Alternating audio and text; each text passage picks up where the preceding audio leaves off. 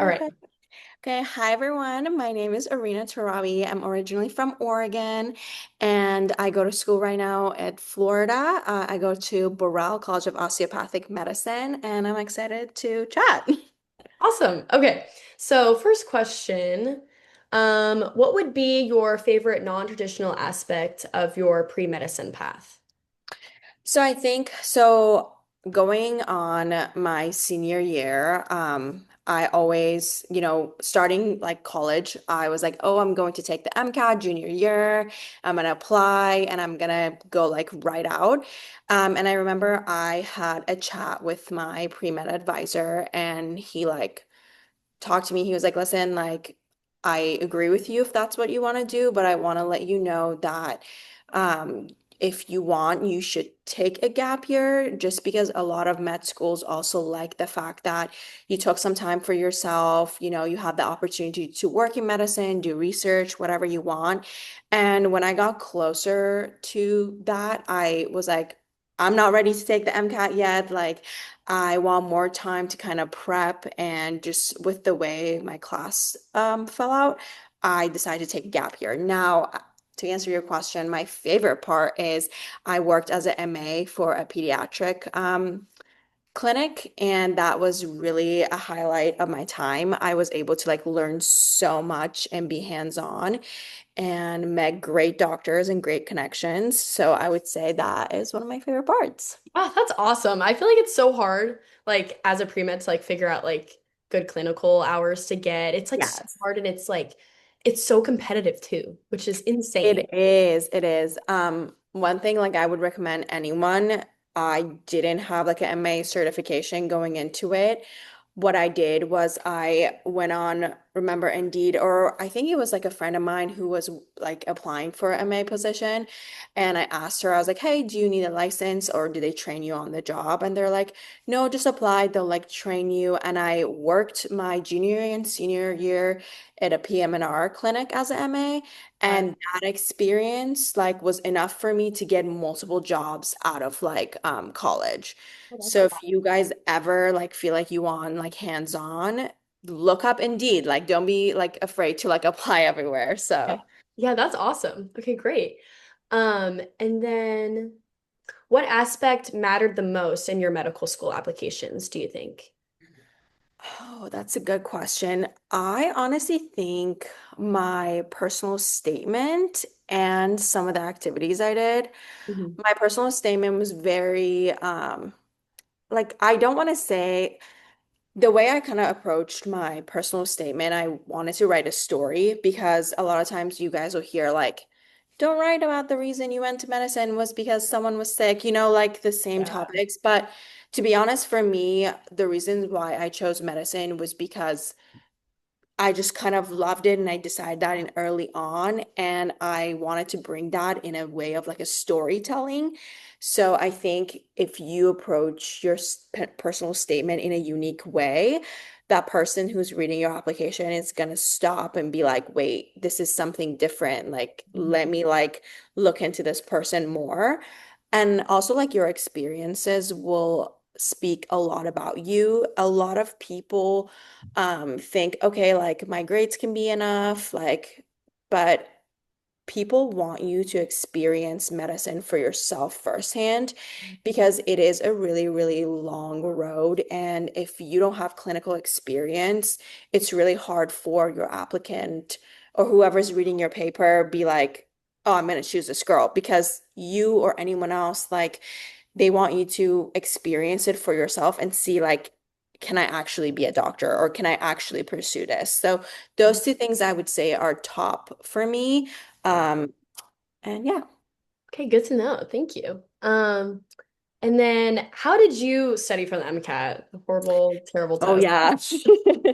Awful. MCAT for me was really difficult. And not in a way like I didn't struggle with like science or like studying, I would say. I think I like English is my second language, so I really struggled with cars.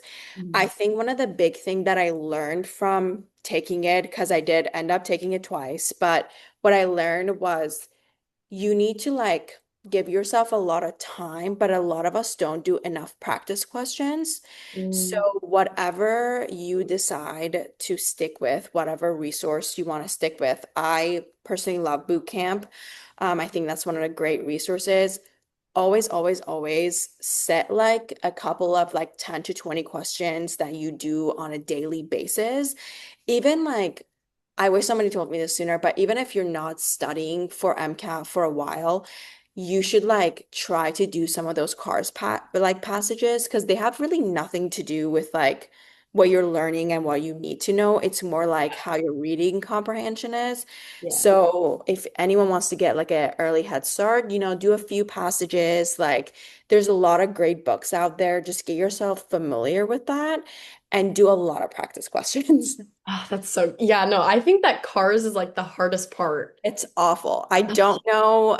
Yeah, I don't know how people like me who like our second languages, I'm like, I can't read fast enough. Like I Oh, tried, and it they're doesn't like happen. that. It's Yeah, they're crazy. very lengthy. Yeah.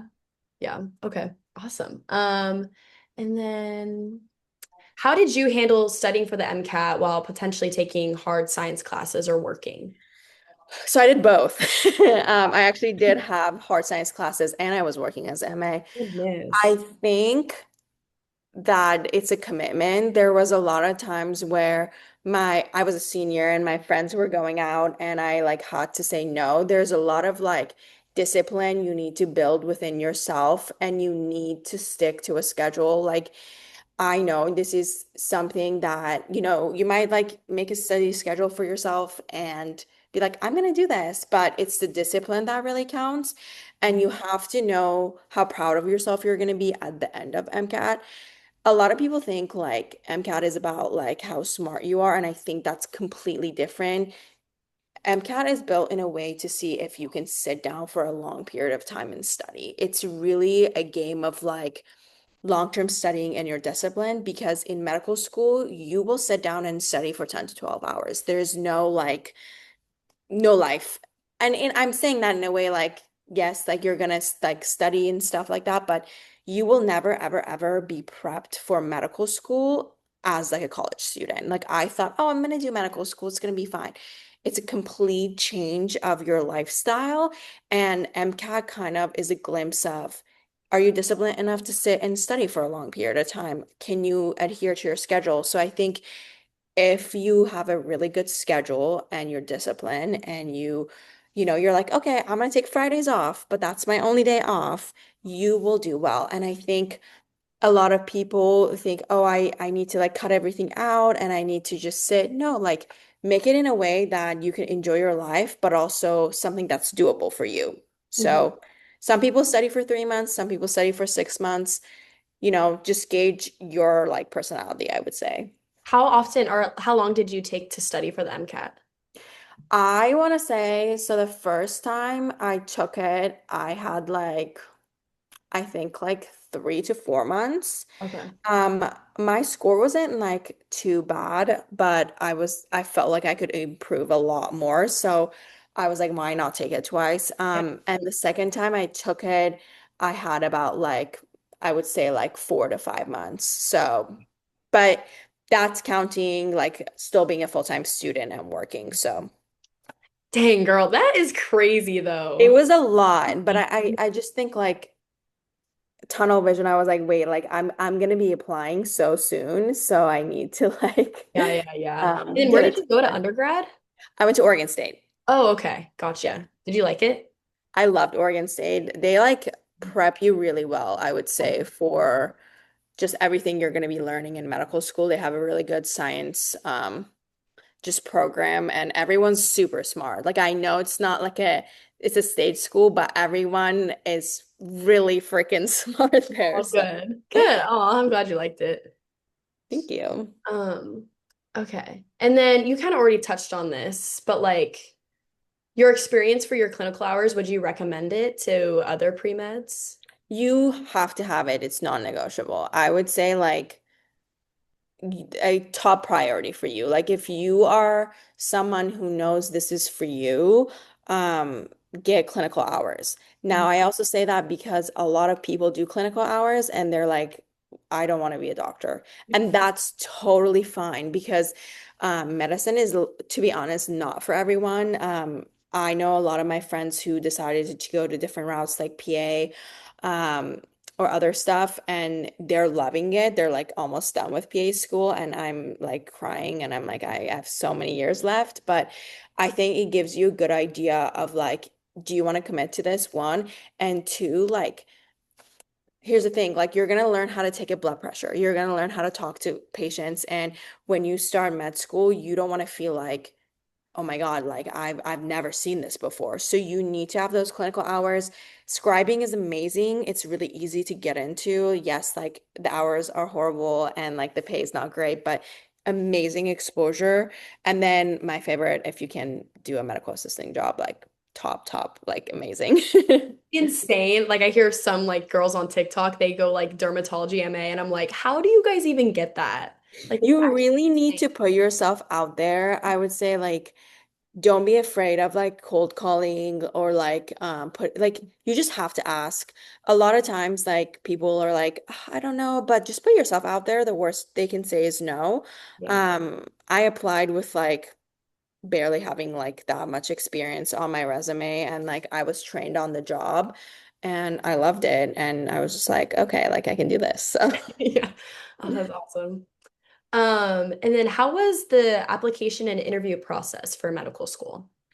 this is a good question. So, as you know, I go to a DO school. Obviously, there's a DO and the MD route. Um, I'll go in a little bit about why I decided DO. When I started junior year as an MA, I worked for a DO physician. I had no idea what DO was. I literally did not know. And I was talking to my doctor, and he kind of like touched on DO schools for me. I know it's kind of different when people are like, "Oh, what is this?" Um, I think when it comes down to like make a decision of what you should do, you need to kind of look inwards. For me, I love the idea of being more holistic. I'm learning OMT, which is basically a lot of skills of like healing your own body with just muscle techniques, a lot of bone energy. I'm not going to go too much into it, but I love what I'm learning. And I know that some people are like, "Ugh, like, oh, I'm not going to do this. Like, it's harder to match into my specialties." Like, I highly advise against that because you always need to look at yourself when you're applying. When you're a pre-med, there's a lot of noise. There's a lot of like competition between you and other people, and it's easy to compare yourself. But what I found successful was I really focused on me, my path, and what I wanted to achieve in the future. Your grades right now and your MCAT scores will not dictate you as a physician, and everyone should know that because I'm second year flew by, first year flew by, I did amazing. I'm about to take boards soon, so I feel great. With the interview process, I would say like I only applied DO, I didn't do MD. And I had really good letters of rec. And with interview prep, you need to do a good job of kind of like selling yourself and knowing your strengths as a person. I remember I thought my first interview was like they said like they had already read a little bit about me. So I thought they were gonna only ask me questions, but the first thing the guy said to me was like, tell me a little bit more about yourself. And I was like, oh God, like I didn't prep. Like I was like, I thought you already knew. But you know, on the spot, I came up with my story and like what I love. And